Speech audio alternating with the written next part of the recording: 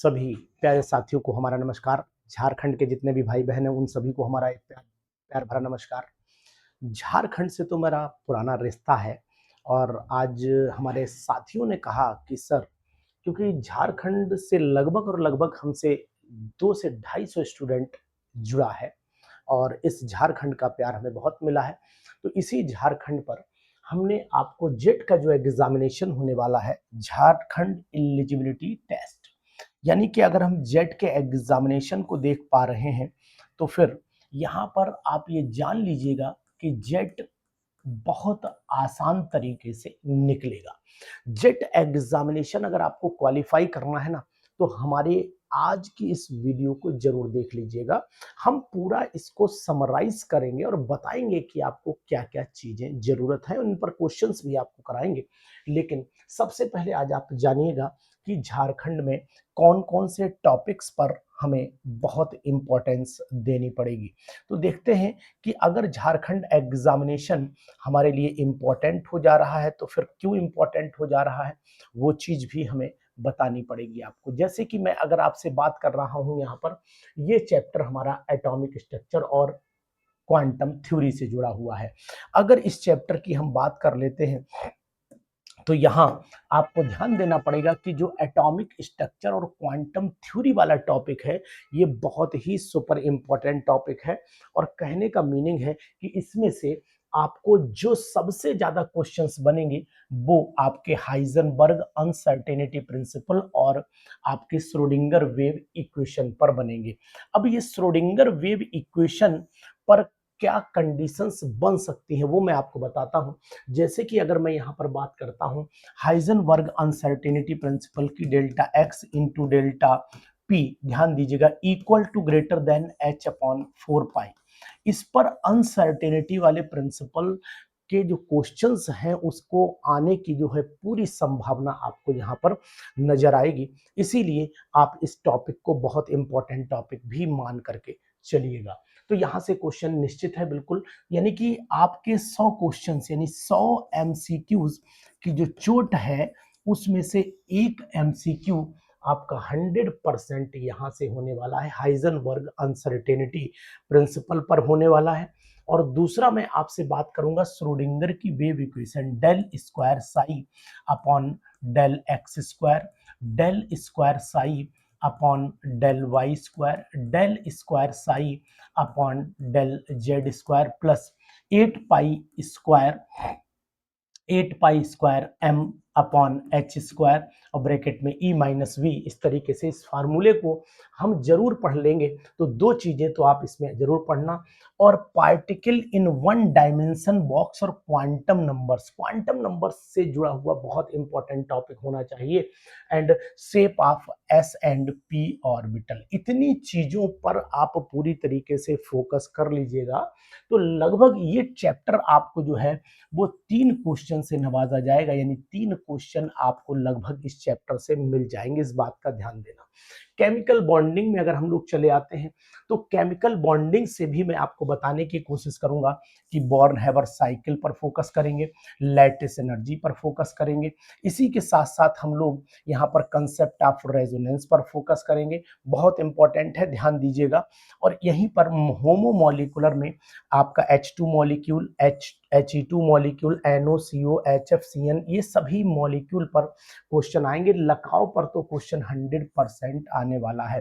तो कम से कम 3 से 4 क्वेश्चन आपको यहां से भी मिलने की पूरी उम्मीद होगी। इन पर भी हम आपको क्वेश्चन डिस्कशन करेंगे। लेकिन आज की वीडियो पर कमेंट चाहिए, आज की वीडियो पर आपका प्यार चाहिए। तो झारखंड पर हम लगातार बने हुए हैं और झारखंड के आपकी इस तमन्ना को पूरा करेंगे। देखिए, जो सॉलिड स्टेट है, सॉलिड स्टेट में से 100% आपको यहाँ पर lattice structure and unit cell, laws of rational indices, Bragg's law, X ray diffraction by the crystals, close packing, radius ratio rule, calculations of the some limiting radius ratio, यहां से questions आपको बहुत ज्यादा, खासकर ब्रैग इक्वेशन पर question आपको बहुत ज्यादा मिल जाएंगे।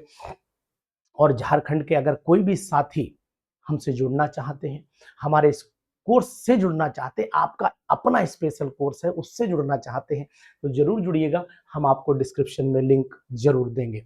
ध्यान दीजिएगा, यहाँ पर स्ट्रक्चर NaCl का पूछ सकते हैं, जिंक सल्फाइड का, कैल्शियम क्लोराइड का, कैल्शियम फ्लोराइड का। इनमें से सबसे ज्यादा इंपॉर्टेंट यहाँ जिंक सल्फाइड का स्ट्रक्चर है। क्या इंपॉर्टेंट है उस पर भी डिस्कशन करता चल रहा हूं। स्टाइक्योमेट्री पर चले आइए, तो डिफेक्ट में सबसे ज्यादा जो पूछे जाने वाला है वो इम्प्योरिटी डिफेक्ट पूछा जाएगा।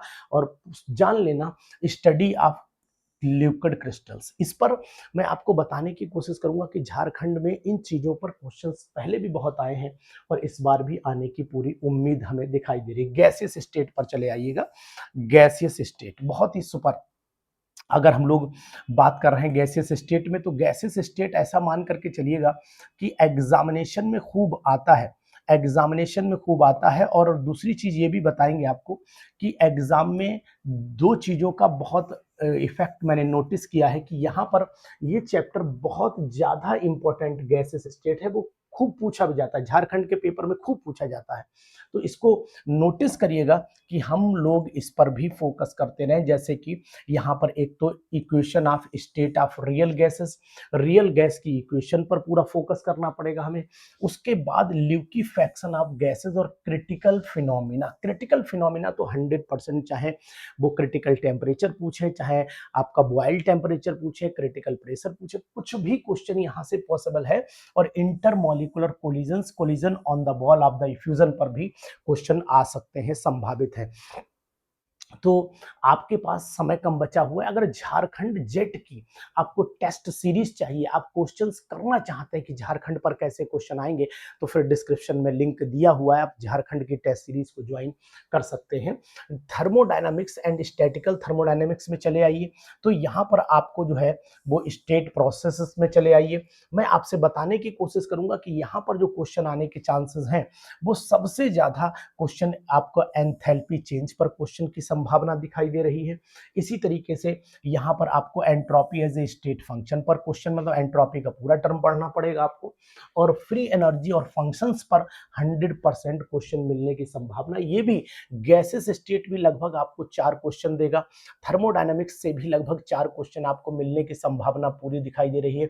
सॉलिड स्टेट से अगर मैं देख रहा हूं, तो सॉलिड स्टेट भी बहुत ज्यादा इंपॉर्टेंट चैप्टर था और इसके अंदर से भी लगभग हमें 3 क्वेश्चन की उम्मीद दिखाई दे रही है। तो जान लेते हैं, अभी हम आपसे बात करेंगे कहां से कितने क्वेश्चंस मिल सकते हैं। फेज इक्विलिब्रियम और सॉल्यूशन से आप ये मान के चलिए कि 2 क्वेश्चन का उम्मीद हमें यहां पर दिखाई दे रहा है, बहुत ही जबरदस्त, very very important. Next question पर चले आइए। इसकी अगर मैं बात कर लेता हूं केमिकल काइनेटिक्स, इलेक्ट्रोकेमिस्ट्री और केमिकल काइनेटिक्स की अगर मैं बात कर रहा हूं, तो इलेक्ट्रोकेमिस्ट्री में जो है वो डिवाई हकल ऑन सागर थ्योरी पर 100% क्वेश्चन आना है, बिल्कुल डेफिनेटली आना है। अगर आप क्विक रिवीजन भी करना चाह रहे हैं तो कर सकते हैं हमारे साथ में। Process at the electrode, double layer and interface, rate of change of transfer current, density, potential, over potential पर भी क्वेश्चन बन सकता है। तो यहां से भी मुझे 3 से 4 क्वेश्चन की उम्मीद यहां पर भी दिखाई दे रही है। केमिकल काइनेटिक्स से अगर मैं क्वेश्चन करूंगा, तो केमिकल काइनेटिक्स से यहाँ टेम्परेचर बेस्ड क्वेश्चन हो जाएंगे। और टेम्परेचर का जो कांस्टेंट है, study of the fast reaction, stop, flow and relaxation method, इससे क्वेश्चंस आ सकते हैं, संभावित हैं। यहां से केमिकल काइनेटिक्स से कम 4 क्वेश्चन न्यूमेरिकल के साथ में आपको दिखाई देंगे, निश्चित तौर से दिखाई देंगे। फोटोकेमिस्ट्री पर चले आते हैं, तो यहां पर मेन जो क्वेश्चन बनने वाला है फोटोकेमिस्ट्री, फोटोकेमिकल रिएक्शन से बनेगा। और फोटोकेमिकल रिएक्शन जबरदस्त तरीके से आपसे पूछी जा सकती है। सरफेस फिनोमिना पर चले आइए, यहाँ पर लैंगमिर और बेट आइसोथर्म पर 100% क्वेश्चन बनेगा। तो यहां से भी फोटोकेमिस्ट्री से 3 क्वेश्चंस, 2 से 3, 2 मान के चलिए 2 से 3 क्वेश्चन है। और सरफेस फिनोमिना से 3 क्वेश्चन की भी हमें यहाँ से उम्मीद दिखाई दे रही है। तो इस बात का विशेष ध्यान रखना पड़ेगा कि कौन कौन से टॉपिक्स हमें पढ़ने चाहिए। इनऑर्गेनिक केमिस्ट्री अगर मेटल्स आयन की करेंगे तो इसका स्पेशल टॉपिक है, और इस स्पेशल टॉपिक से केवल 2 क्वेश्चन की उम्मीद है, जहां से आपको कौन से मेटल किस कौन सा मेटल जो होता है वो कहाँ रोल उसका अदा करता है, कौन सा मेटल होना चाहिए उस एंजाइम के अंदर, इन सब पर बहुत विशेष क्वेश्चन मिलेगा। और कोऑर्डिनेशन केमिस्ट्री की अगर मैं बात करता हूं, तो यहाँ से IUPAC नेम, आइसोमेरिज्म और आपके क्रिस्टल फील्ड स्प्लिटिंग, इतने टर्म आपको याद रखने पड़ेंगे। ये बात ध्यान देना, आइसोमेरिज्म आपको याद रखनी पड़ेगी, क्रिस्टल क्रिस्टल फील्ड स्प्लिटिंग आपको याद रखनी पड़ेगी, ठीक है। ये बात बहुत important, synthesis and structure of the metal carbonyls पर भी फोकस करना पड़ेगा। चिलेटिंग कोऑर्डिनेशन नंबर है, चिलेटिंग लिगेंड है, ठीक है। ये सब चीजें आपको बहुत इंपॉर्टेंट पर ध्यान देना पड़ेगा, बहुत ही जबरदस्त, very very important. Examination oriented है तो इस बात का आपको ध्यान देना पड़ेगा कि आखिरकार हमें क्या क्या प्रिपरेशन करनी चाहिए, किन किन चीजों पर विशेष तौर से फोकस करना चाहिए, ये सब चीजें आपको ध्यान देना। इसके बाद हम लोग एक मिनट का समय दीजिए आप, पीडीएफ थोड़ी सी और ऐड कर देते हैं।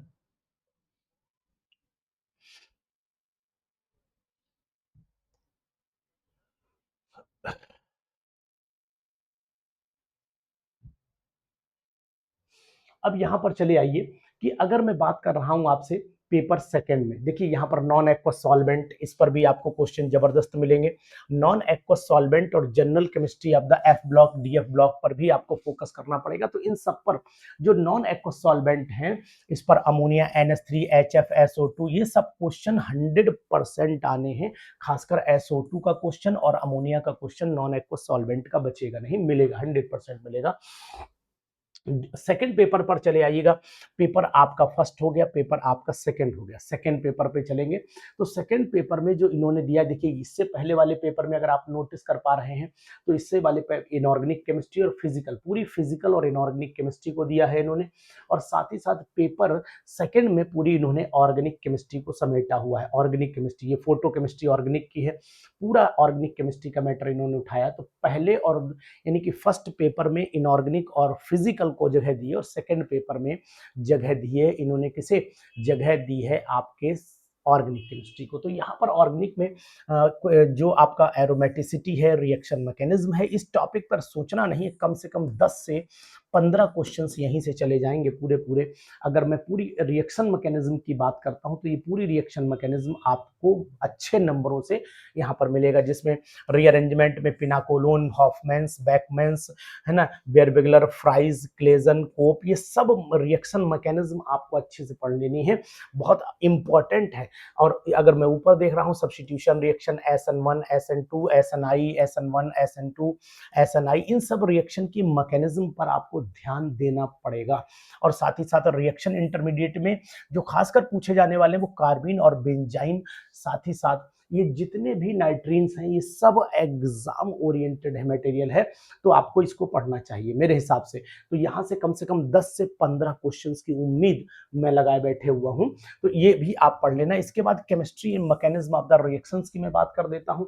तो जितनी भी नेम रिएक्शंस हैं, जैसे आपके वुल्फ किश्नर है, क्लीमेंसन है, कैनिजारो है ना, विचलर है, नेपोलियस्की रिएक्शन है, सैंडवेयर, इन सब रिएक्शंस में जो सबसे ज्यादा फिशर इंडोल सिंथेसिस है, स्कैर्प सिंथेसिस है, रिफॉर्मेट्स की रिएक्शन है, इन पर आपको अच्छे से फोकस करना चाहिए।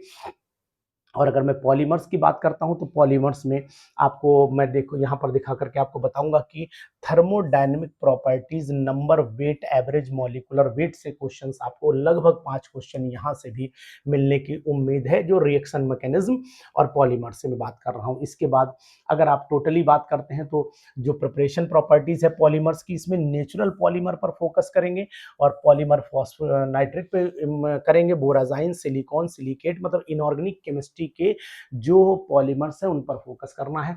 बायोपॉलीमर्स में भी चलेंगे हम, एनबीएस, जैसे डीएनए हो गया, आरएनए हो गया, है ना, सिंथेटिक जो रिएजेंट है, ये चाहे ऑस्मियम के हों चाहे चाइओफोर के, बहुत ही सुपर सिलेबस है और बहुत ही अच्छे क्वेश्चन है। इस पर मैं और भी आपसे डिस्कशन करने वाला हूँ।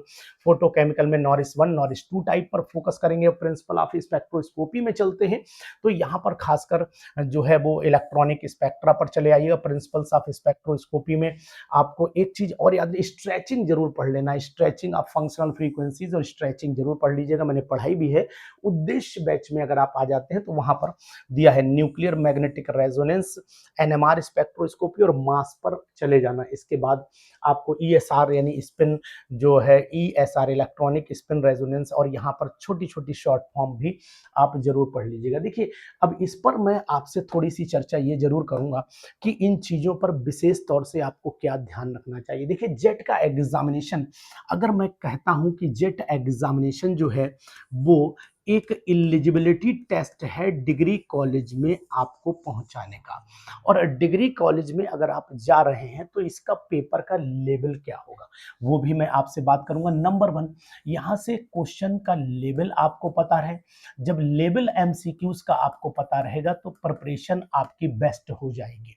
एक बात, लेवल क्या होना चाहिए, तो लेवल यहां पर मैं बताऊंगा ग्रेजुएट लेवल और पीजी लेवल के क्वेश्चंस इसमें समेटे जाएंगे। और ग्रेजुएट और पीजी लेवल के क्वेश्चंस हम आपको दे सकते हैं अपनी जेट की टेस्ट सीरीज में। ये जेट की जो टेस्ट सीरीज है, इस जेट की टेस्ट सीरीज को आप बहुत इजी वे में परफॉर्म करिएगा। एक फ्री टेस्ट आपको यहाँ पर मिलेगा, उसको भी अपना करके देखिएगा तो आपको मजा आएगा। उसके बाद दूसरी बात है कि 100 क्वेश्चंस की अगर मैं बात करता हूँ, यहाँ पर अगर नेक्स्ट पेज पर मैं आपको नोटिफिकेशन भी दिखा दूंगा कि आखिरकार नोटिफिकेशन क्या है, वो भी मैं आपको बताता हूं। देखिए नोटिफिकेशन अगर आप देखेंगे इसका तो मैं दिखा देता हूं। देखिए नोटिफिकेशन में आपको ये जरूर ध्यान रखना चाहिए, मैंने बोला ना 100 क्वेश्चंस, नंबर ऑफ क्वेश्चन 100 होंगे और इस 100 क्वेश्चन को जो है वो आपको कंप्लीट करना है। और ये 26 तारीख को है, यानी कि 26 अप्रैल को पेपर है ये, तो इस पर आपको विशेष फोकस करना है। तो जेट में जो 100 क्वेश्चंस हैं, 100 क्वेश्चंस को अगर मैं देखूंगा तो 3 हिस्सों में डिवाइड करूंगा। 50 क्वेश्चंस जो हैं वो नॉर्मल लेवल पर जाएंगे जिन्हें बहुत सारे स्टूडेंट करेंगे। 25 क्वेश्चन जो होंगे वो स्टैंडर्ड क्वेश्चंस होंगे और रिमेनिंग 25 क्वेश्चन जो होंगे वो आपके अबव लेवल चले जाएंगे, यानी कि वो आपके हाई स्टैंडर्ड जिन्हें बोलते हैं अबव लेवल बोलिए, और या फिर इन्हें हाई स्टैंडर्ड क्वेश्चंस बोलिए। हाई स्टैंडर्ड क्वेश्चंस की मैं बात कर रहा हूं। तो ये टोटल 100 क्वेश्चन का दायरा आपको यहां से भी मिल जाएगा। और दूसरी चीज है कि क्वेश्चन की प्रैक्टिस, यानी कि चैप्टर वाइज अगर आप चाहते हैं तो यानी कि एक फिजिकल केमिस्ट्री हो जाती है, इनऑर्गेनिक केमिस्ट्री हो जाती है और ऑर्गेनिक। अगर आप ये समझ पा रहे हैं तो मैं बिल्कुल आपको बताऊंगा कि लगभग 33 क्वेश्चन यहाँ से, लगभग 33 क्वेश्चन यहाँ से, लगभग 34 क्वेश्चन यहाँ से आने की पूरी उम्मीद हमारी बनेगी। ये बात आपको मैं बताने की कोशिश करूंगा। अब आते हैं, चलते हैं कि आखिरकार क्वेश्चंस की संभावना क्या होती है, वो भी हम आपसे आज के ही पेपर में डिस्कशन करने वाले हैं। इसलिए आप आज हमारे साथ बने रहिएगा, थोड़ा समय आपको देना पड़ेगा और इस समय के साथ मैं आपको बताऊंगा कि आखिरकार क्या क्या क्वेश्चन की संभावना बनने वाली है आज के इस महायुद्ध में। तो जेट का जो प्रैक्टिस सेट होगा मैं आपको बताऊंगा। जेट का जो प्रैक्टिस सेट है, जेट का प्रैक्टिस सेट हम आपको देंगे। और ये जेट का प्रैक्टिस सेट अगर आप कर लेते हैं 2026 की जो तारीख है वो आपकी 26 अप्रैल, यानी अगर मैं बात करता हूं 26 अप्रैल की, तो 26 अप्रैल में ये पेपर कैसा आने की संभावना है, एग्जामिनेशन कैसा होगा, एग्जाम सैंपल पेपर कैसा होगा, इस पर भी हम आपको सैंपल पेपर अगली वीडियो में प्रस्तुत आपके सामने करेंगे। आज आपने सिलेबस के बारे में जान लिया, और अगर आपको सैंपल पेपर चाहिए, जेट का जबरदस्त पेपर चाहिए, तो फिर अगली वीडियो का इंतजार करिए और वो मिलेगी आपको कल। तो आज इस वीडियो पर मैं चाहता हूं जिन जिन को सैंपल पेपर चाहिए, जिन जिन स्टूडेंट को सैंपल पेपर चाहिए, जिन जिन स्टूडेंट को सैंपल पेपर चाहिए, sample paper totally free, totally free, वो हमारे एरोमा ऐप से डाउनलोड कर सकते हैं। एरोमा ऐप, और पूरा ऐप का नाम है aroma chemistry classes, aroma chemistry classes. और यहां से आपको टोटली फ्री सैंपल मिलेगा, सैंपल पेपर किसका, जेट एग्जामिनेशन, जेट एग्जाम 2026 का। और अगर आपने ये पेपर किया ना तो 100% आपको मजा आएगा। तो अगली वीडियो में हम पेपर भी सॉल्व करेंगे और आपको पेपर प्रोवाइड भी करेंगे। वीडियो कैसी लगी जरूर बताइएगा और इंपॉर्टेंट टॉपिक्स पढ़ना ना भूलिएगा, खासकर फिर चर्चा के साथ में आपको चलते चलते मैं बताऊंगा कि अगर हम लोग एटॉमिक स्ट्रक्चर से जुड़े हैं, चाहे वो एटॉमिक स्ट्रक्चर हमारा चैप्टर हो, एटॉमिक स्ट्रक्चर चैप्टर हो, या फिर वो चैप्टर हमारा केमिकल बॉन्डिंग हो, केमिकल बॉन्डिंग हो, या फिर वो हमारा चैप्टर यहाँ पर गैसेस स्टेट हो, गैसियस स्टेट हो, या चैप्टर हमारा थर्मोडायनामिक्स हो, थर्मोडायनामिक्स हो, या चैप्टर फिर हमारा यहाँ पर सॉलिड स्टेट हो, सॉलिड स्टेट हो, केमिकल काइनेटिक्स हो। सरफेस सबसे कम से कम आपको 50 50 50 50 50 स्टैंडर्ड क्वेश्चन जरूर कर लेने चाहिए, स्टैंडर्ड एमसीक्यू जरूर कर लेने चाहिए। आगे कंटिन्यू सभी में 50-50 का स्लॉट आप जरूर सॉल्व कर लें, और अगर आपने ये सब कर लिया ना तो सिलेक्शन आपका निश्चित हो जाएगा। तो फिर जुड़िए हमारे साथ एरोमा केमिस्ट्री क्लासेस पर। हम आपको कराएंगे फ्री सैंपल्स जेट एग्जामिनेशन के लिए, जो अभी 26 तारीख को बहुत जबरदस्त क्वेश्चंस मिलेंगे। Thank you.